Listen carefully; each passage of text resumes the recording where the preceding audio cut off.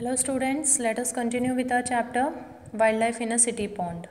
So in the previous class हमने इसका एक पार्ट डिस्कस किया था जहाँ पे हमने ये देखा था कि जो स्पीकर है जब वो न्यूली हाउस में शिफ्ट हुआ था he heard the different kinds of the sound और जब उसने उस मिस्ट्री का पता लगाया तो उसने ये देखा कि जो उसकी बालकनी के नीचे पॉन्ड है ये सारी आवाज़ें उस पॉन्ड में से आ रही थी एंड उसने उस पॉन्ड को एक साल तक एडमायर किया, देखा और बहुत अच्छे तरीके से जाना और उसने डिफरेंट सीजन्स में उस पॉन्ड को डिस्क्राइब किया है कि अलग अलग सीजन्स में जो पॉन्ड है किस तरीके से उसमें चेंजेस आते हैं। जैसे समर है, समर में जो एरिया है वो कम्प्लीटली ड्राई और एकदम लाइफलेस रहता है and at the same time जब मानसून आता है तो वो एक ऑर्केस्ट्रा की तरह खिल उठता है जहाँ पे डिफरेंट क्रिएचर्स आते हैं एंड वो ये भी बताते हैं कि जो रेन है उसने एक ऐसा मैजिक किया जो शायद कोई मैजिशियन भी नहीं कर पाता और जो मैजिक रेन ने किया था वो ये था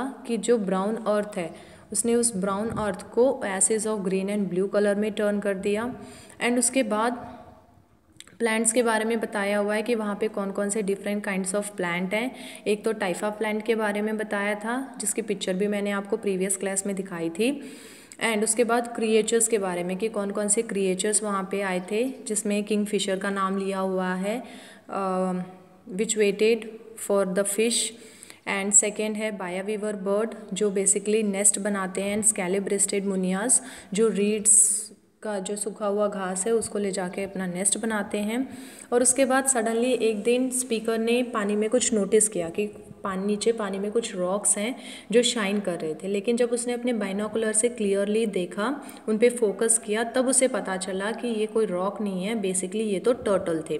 और उसके बाद उसे ये लगा कि ये तो फ्लैपशेल टर्टल है। और फ्लैपशेल टर्टल मैंने आपको बताया था कि क्यों इन्हें फ्लैपशेल कहा जाता है, क्योंकि ये जो हैं वो बेसिकली समर सीजन में अंडरग्राउंड हो जाते हैं और सिर्फ मानसून के बाद ही वो बाहर निकलते हैं। सो लेट्स सी इतने क्रिएचर्स के बाद और कौन कौन से ऐसे क्रिएचर्स हैं जिन्हें स्पीकर एक्सपीरियंस करता है उस पॉन्ड में। Look at the last line of the last paragraph. Just a week back the ground was barren, where did the turtle come from? I learned from a book that they slept under the ground during the dry summer and waited for the pond to fill up again. In their honor, I started calling it the flapshell pond. अब वो कहते हैं कि just 2 week back ही जब जो pond है वो एकदम खाली था तो टर्टल्स वहाँ पे उसे नहीं दिखाई दिए थे, तो ये सडनली टर्टल आए कहाँ से? तब उसे पता चलता है कि एक बार उसने एक बुक में भी रीड किया था कि जो टर्टल होते हैं बेसिकली वो समर सीज़न में अंडरग्राउंड हो जाते हैं और वो वेट करते हैं कि दोबारा से कब मानसून आएगा और ये जो पॉन्ड है वो दोबारा भरेगा ताकि वो बाहर निकल सकें। और उनके इसी हॉनर में उसने इस पॉन्ड का नाम रख दिया फ्लैपशेल pond. Several birds walked around the turtle which peacefully ignored them. अब यहाँ पे सिर्फ टर्टल ही नहीं थे, टर्टल के अलावा काफ़ी अदर बर्ड्स भी थी जो टर्टल के आसपास वहीं पे वॉक कर रही थी, विच पीसफुली इग्नोर्ड दैम। लेकिन जो टर्टल है उन्हें इस बर्ड से कोई मतलब नहीं है, he ignored all the birds और उसे सिर्फ अपने काम से मतलब था। The white breasted water hen walk like a dancer. अब यहाँ पे सबसे पहले उसने एक बर्ड का बताया है and the name of the bird is white breasted water hen walked like a dancer looking for food. I'll show you the picture also. This is that bird जो basically जब ये वॉक करती है तो ऐसा लगता है जैसे जो डांसर होते हैं जो डिफरेंट मूव्स करते हैं, कितने स्मूथली अपने वो मूव्स करते हैं। इन द सेम वे ये जो बर्ड है वो इतनी स्मूथली चल रही थी in the search of the food कि उसे एक डांसर से कंपेयर किया गया हुआ है। A couple of pond herons moved secretly through the reeds afraid of danger from the birds of prey. अब दूसरी तरफ अगेन उसने ये देखा कि जो पॉन्ड है वहाँ पे कपल ऑफ हीरोन्स हैं। I will show you the picture of Heron's. This is a Heron. जो हीरोन्स थे वो भी वहाँ पे पॉन्ड के पास दिखाई दे रहे थे एंड जो रीड्स में छुपते हुए आगे बढ़ रहे थे। क्यों? क्योंकि उन्हें डर था, because they were afraid of the danger. And as the monsoon progressed a pair of spot billed ducks landed on the Flapshell pond.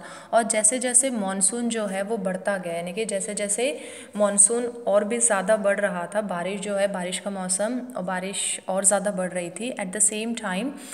अब पहले तो सिर्फ और सिर्फ उस पॉन्ड में कुछ ही बर्ड्स थे, जैसे कि यहाँ पे इसने डिस्क्राइब किया था हिरोन्स थे एंड स्पॉट बाइल डक्स थे। अब उसने ये देखा कि यहाँ पे स्पॉइल बाइल डक्स भी आ गए हैं, सेम जैसे हमारे नॉर्मल डक होते हैं, it is also the normal duck, बस इसे स्पॉट्स कहा जाता है क्योंकि इसकी बॉडी पे काफ़ी सारे स्पॉट्स होते हैं।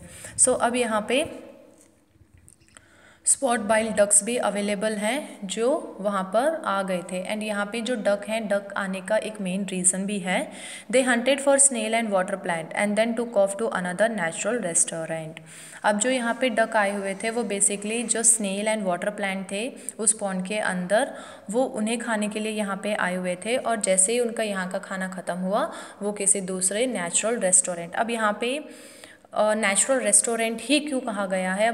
जब भी हम रेस्टोरेंट्स में जाते हैं तो हमारा होता है कि हमारे कुछ फेवरेट रेस्टोरेंट भी होते हैं, क्यों? क्योंकि वहाँ पे हमें फेवरेट खाना मिलता है, तो वो नेचुरल नहीं है, it is man made. Man ने एक रेस्टोरेंट बनाया है जहाँ पे अलग अलग इंसानों के अलग अलग टेस्ट के अकॉर्डिंग फूड अवेलेबल होते हैं। लेकिन यहाँ पे नेचुरल रेस्टोरेंट का मतलब है कि वो किसी इंसान ने नहीं बनाया, it is made up of nature. अब यहाँ पे ये जो पॉन्ड बना था जिसके अंदर काफ़ी सारे अदर क्रिएचर्स थे, क्या वो इंसानों ने बनाए? Definitely no, it was made by the nature.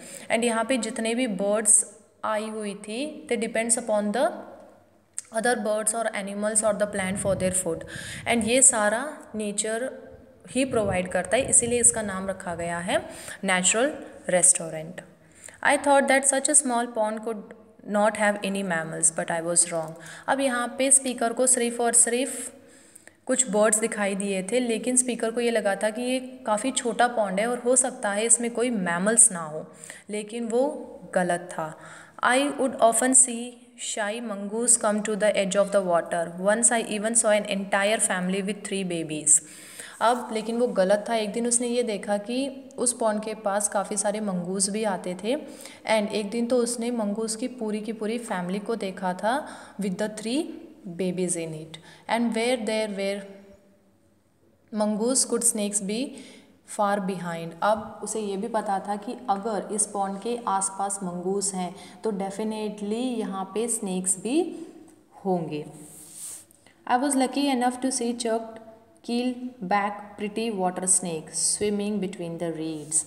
अब ही वॉज लकी, उसकी ये जो थिंकिंग थी कि अगर मंगूस हैं definitely snakes will also be available in this pond, ये एकदम सच थी। एंड वो अपने आप को लकी मानता है कि उसे एक बहुत ही सुंदर कील ब्लैक कलर का वाटर स्नेक मिला जो वहीं पे रीड्स, जैसे मैंने आपको लास्ट क्लास में रीड्स दिखाए थे जो पानी के आसपास अनवांटेड ग्रास होते हैं, उनके थ्रू स्विम करते हुए उसे एक स्नेक भी दिखाई देता है। But what cause the loud noise in the night. अब उसे एक चीज़ नहीं समझ में आ रही थी कि इस पॉन्ड में काफ़ी सारे क्रिएचर हैं, लेकिन जो उसे रात को आवाज़ें सुनाई देती हैं वो कौन निकालता है? डेफिनेटली टोटल तो निकालेगा नहीं, nor even the birds they sleep at the night. So basically जो आवाज़ आ रही थी वो किस चीज़ की थी? Frog and toads by the 100 croaking and singing away to attract their mates. They were joined by the cricket who seems to have loud speaker of their own. अब उसने इस मिस्ट्री को भी सॉल्व कर दिया कि जो रात को उसे आवाज़ें सुनाई देती हैं वो बेसिकली फ्रॉग एंड टॉड्स की होती हैं, जो यहाँ पे हंड्रेड्स ऑफ अवेलेबल हैं, और रात को जब वो क्रोकिंग करते हैं एंड सिंग करते हैं अपने मेट्स को अट्रैक्ट करने के लिए, और उनके साथ साथ ही जो क्रिकेट्स होते हैं वो भी उनको ज्वाइन कर लेते हैं। और यहाँ पे जो स्पीकर है उसने क्रिकेट्स की एक स्पेशल क्वालिटी भी हमें बताई है कि he compared them to a loud speaker of their own, कि खुद का उनका एक लाउड स्पीकर है, उनकी जो आवाज़ है वो बहुत ही ज़्यादा लाउड है जो रात को बहुत ही क्लियरली सुनाई देती है। Listen carefully I soon Listening carefully, I soon learned to appreciate this natural symphony. अब कैकोफोनी और सिम्फोनी में डिफरेंस होता है। Symphony basically it's a kind of the music जहाँ पे a group of persons they will be singing together.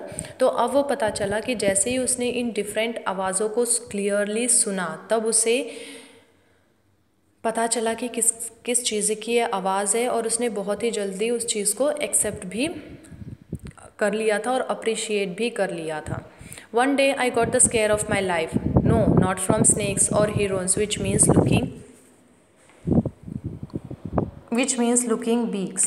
अब वो कहता है वन डे, जो स्पीकर है, I got square of my life, he was afraid, और उसे डर लग रहा था. उसे ये डर ना तो पॉन्ड में रहने वाले स्नेक से लग रहा था, ना हीरोन से लग रहा था, but from some people walking around Flapshell pond. उसे डर उन इंसानों से लग रहा था जो उस फ्लैपशेल पॉन्ड के आसपास घूम रहे थे. I found from my neighbourhood. अब जो स्पीकर है, हर किसी को किसी न किसी चीज़ से डर लगता है. अगर बाय चांस आपके घर में कोई भी आपका पेट एनिमल है, सपोज़ कुछ लोगों को रैबिट अच्छा लगता है तो वो रैबिट पालते हैं. Some of them they like the dog, so उनके पास उनका पेट डॉग होता है. आप अपने पेट डॉग या किसी भी चीज़ से इतने ज़्यादा अटैच होते हो कि अगर कोई उसे ले जा रहा है या फिर अगर आप उसको देना पड़े तो हमें डर लगता है कि कहीं कोई उसे लेकर ना चला जाएगा.